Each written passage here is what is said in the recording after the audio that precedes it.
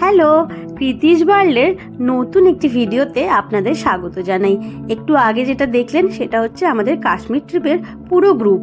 আমরা এবার trip quickly বলে একটি এজেন্সির সাথে কাশ্মীর ট্রিপে গেছিলাম। খুব ভালো আমাদের এক্সপিরিয়েন্স। কাশ্মীরে গিয়ে একদম বাঙালি খাবার দাবার সব মিলিয়ে খুব ভালো একটা এক্সপিরিয়েন্স। আজকের আমাদের ডেস্টিনেশন গুলমার্গ। গুলমার্গে আমরা গন্ডোলা রাইড করব। গন্ডোলা রাইডের টিকিট আমরা আগের থেকে কেটে নিয়ে এসেছিলাম। এখানে এসে লাইনে দাঁড়িয়ে টিকিট কাটা যায়, কিন্তু অনেক সময় খুব ভিড় হয়, সেই জন্য টিকিট না পাওয়া যেতেও কিন্তু পারে। তাই সব থেকে ভালো যদি আগের থেকে টিকিট কেটে আনা যায়। এখানে যেখানে আমাদের গুলমার্গের একটা পয়েন্টে আমাদের ট্রাভেলার নামিয়ে দিয়েছিল, তারপরে আবার আলাদা করে গাড়ি বুক করে যেতে হয়। চাইলে গাড়ি না বুক করেও কিন্তু হেঁটে যাওয়া যায়, মাত্র 500 থেকে 600 কিলোমিটার। কিন্তু সেই ইনফরমেশনটা আমাদের কাছে ছিল না, তাই আমাদের গাড়ি বুক করতে হয়েছিল। হ্যাঁ,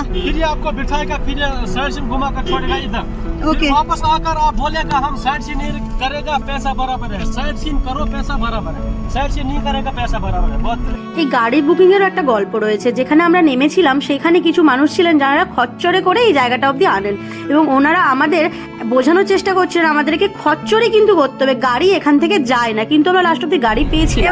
এবার কেমন লাগছে? বরফ টরফ পাচ্ছ? অসাধারণ লাগছে, একটু বরফ পাচ্ছি এখানে এসে। আমার বর কই, হাই করো।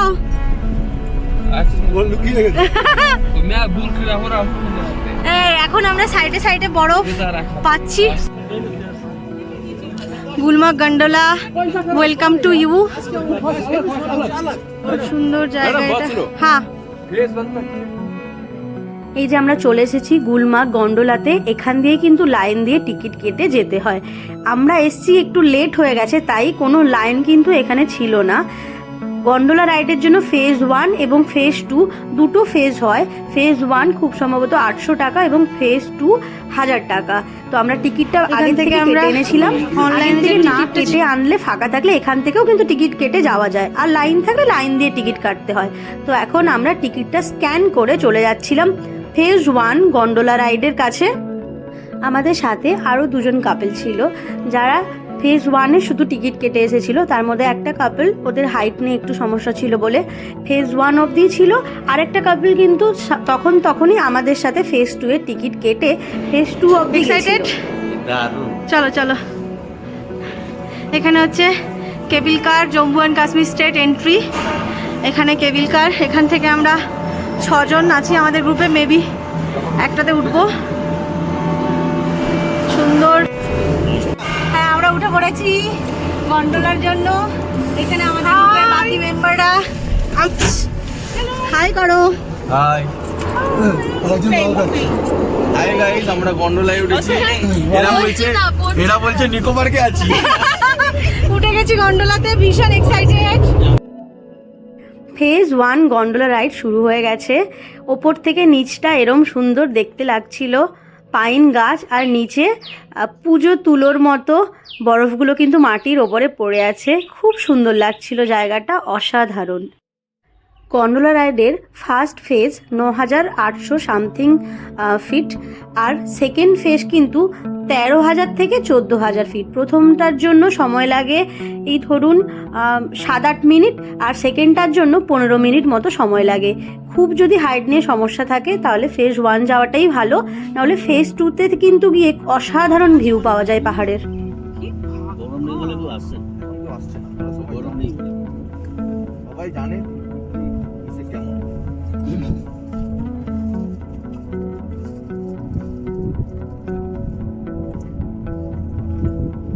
ওখানে না একটা কপালি আমার সঙ্গে কিন্তু বলছে আমারটা স্পিডে নামছে না, ওর মনে হয় একটা পুরো রিদিমে চলে।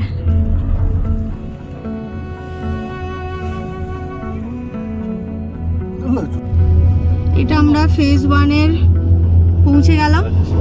এবার এখান থেকে আমরা ফেজ 2-এর দিকে যাব। না, আগে ওপরে চলো, ওখানে যদি বরফ পাই পাবো। ফেজ 2 এর চেকিংটা করে নিলাম। যারা টিকিট না কেটে আসবে তারা এখানে কাটবে। আর ফেজ 2 এর গন্ডোলা এই যে, আমরা উঠে যাবো এখানে ফেজ 2 এর গন্ডোলাতে। ওখানে দিয়েছিল গ্রিন কালার, এখানে দিয়েছে রেড কালার। ওকে,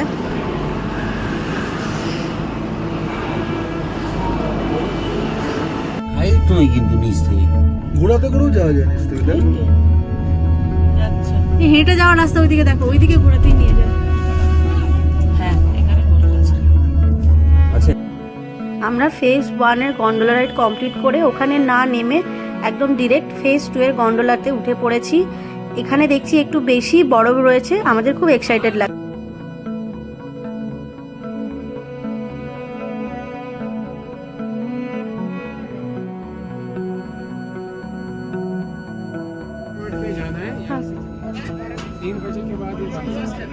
स्नो अब हो रहा है এখানে ম্যাগি ট্যাগি খাওয়া যেতে পারে। स्नो के लिए उधर ना? हाँ सोनो पॉइंट पे जाना है यहाँ से सर। सर जी স্নোর জন্য আমরা এদিকে যাচ্ছি।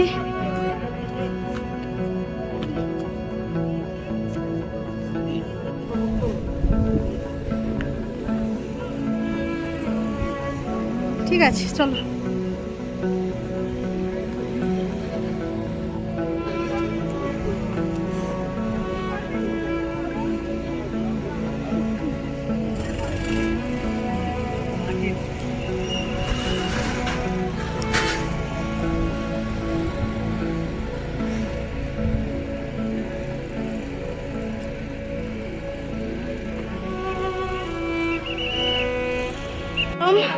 এরম ভাবে উঠে সুন্দর,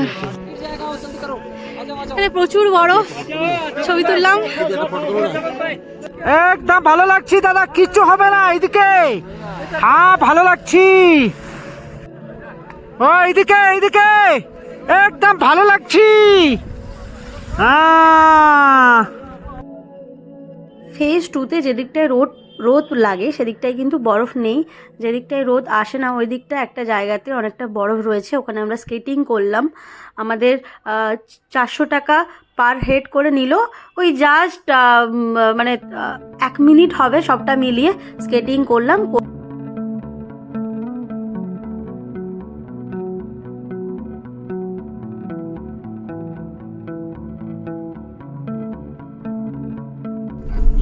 इंडिया पाकिस्तान बॉर्डर तक ये एलओसी तो जाता है। आप लेके नहीं जाएंगे? इस साल बंद रखा है ना बूटा पाकिस्तान दिखाइए ना, दिखाइए ना थोड़ा भैया, थोड़ा दिखाइए ना। किधर से किया? देखिए आप लोग आपका टाइम वेस्ट नहीं कर रहे हैं। देखिए इधर से नहीं, इधर से थोड़ा बॉर्डर लेके जल्दी जल्दी मैं करके। आपको झूठ बोलूंगा, वो पाकिस्तान है, ये इंडिया है, वो वैसी बात नहीं है। এই দেখো কত यहाँ से तो नहीं, এই দেখো কত বরফ। 80-90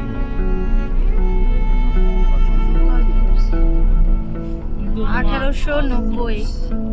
और यहाँ से स्टार्ट होता है राइट साइड से ये फेस्टिवल एरिया। अच्छा, कब होता है फेस्टिवल?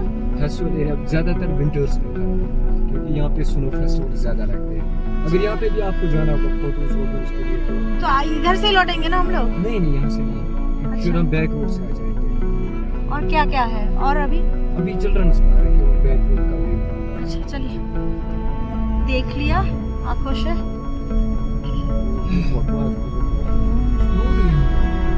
सभी ये इसमें जब वेदर ज़्यादा ख़राब रहता है ना, विंडी शिंडी रहता है ना, तो फार्मर्स और लोकल्स गाइड लेकर यहाँ से जाते हैं ट्री लाइन ट्रैक स्कीइंग करके नीचे बाबा ऋषि। असल में गुलमर्ग जो है ना ये विंटर डेस्टिनेशन है, यहाँ पे ज़्यादातर मज़ा आ जाता है विंटर्स में।